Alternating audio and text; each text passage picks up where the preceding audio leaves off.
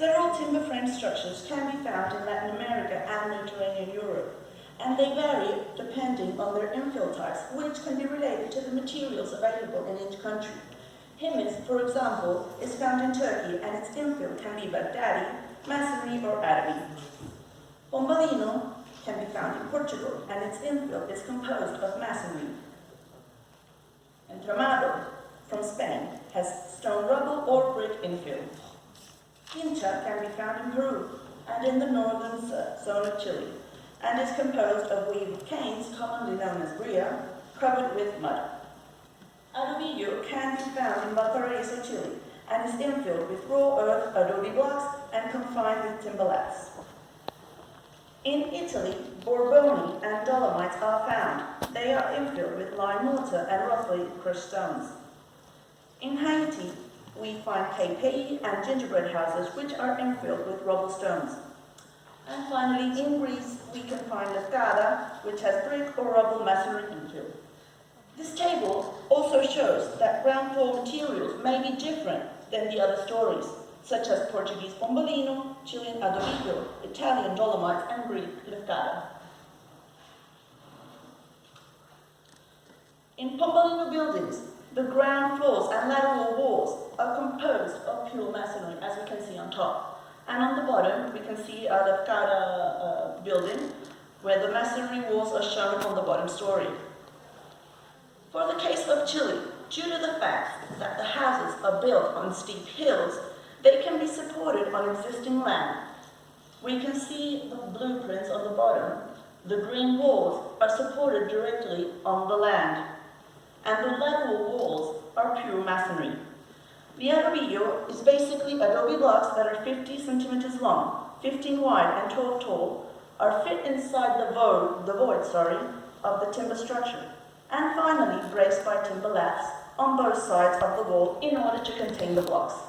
It's important to mention that timber laths can also be found in human structures as well. In the 19th century, several traditional techniques were transferred from Europe to America due to the immigrants that arrived to the new continent in seek of a prosperous economical situation.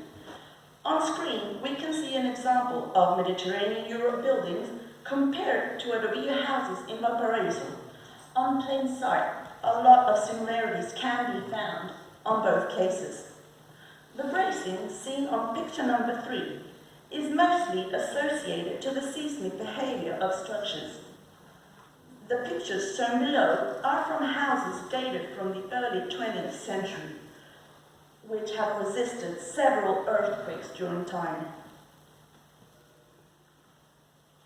The timber species used to build houses in Valparaiso can be associated to industrial timber brought from abroad, such as these newspaper ads that put up for sale lingui and rural wood pieces, and this ad that puts for sale pine and roble boards. These ads were published in local newspaper and were extracted directly from a public library in Valparaiso. In Haiti, traditional timber frame buildings were present in the island. On the bottom picture, vernacular architecture can be identified, and the top picture shows an architectural style adapted from cultural exchange, specifically due to the French immigration. Mortars and tenon joints in constructions can also be associated to cultural exchange. We can see on screen a European mortars and tenon joint, very similar to the ones seen in Chile and Peru.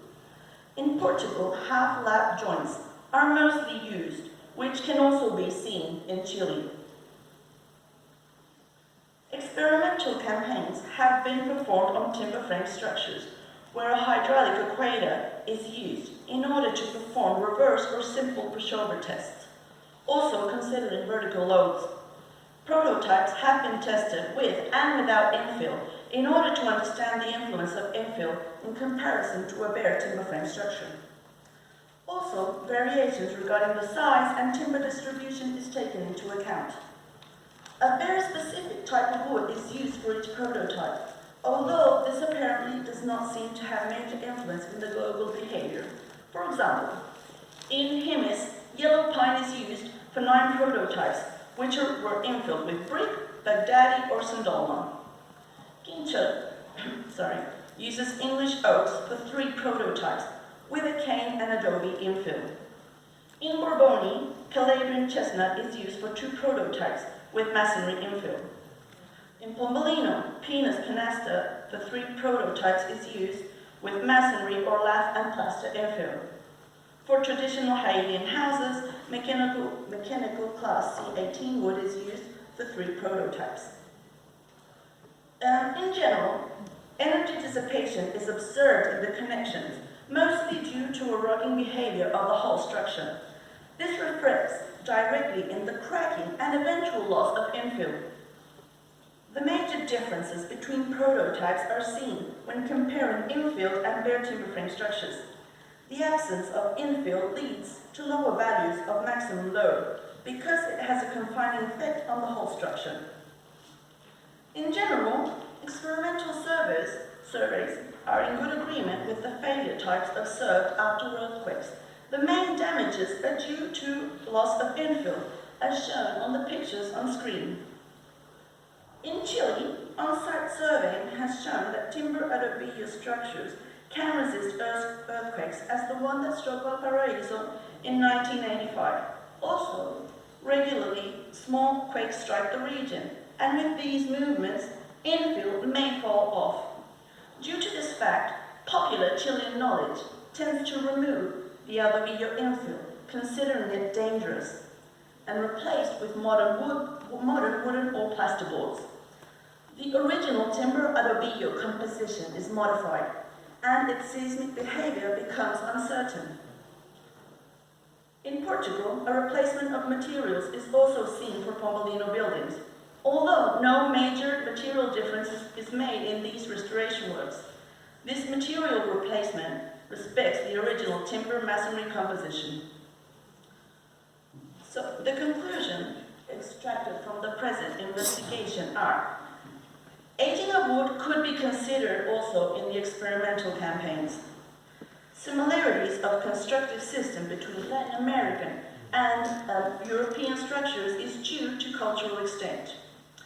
Further exploration of Latin American buildings is needed.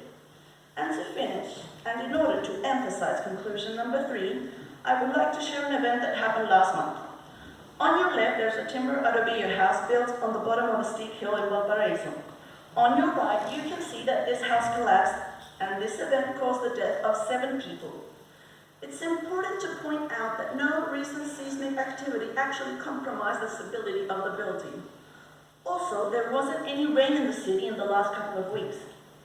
Due to the fact that no scientific research has been performed, the question remains: what happened? The local press says that it could be due to a landslide. Others say that it could be due to lack of maintenance. Would the public have any theories that they would like to share? Could this case happen to any buildings in Mediterranean Europe? Thank you for your attention.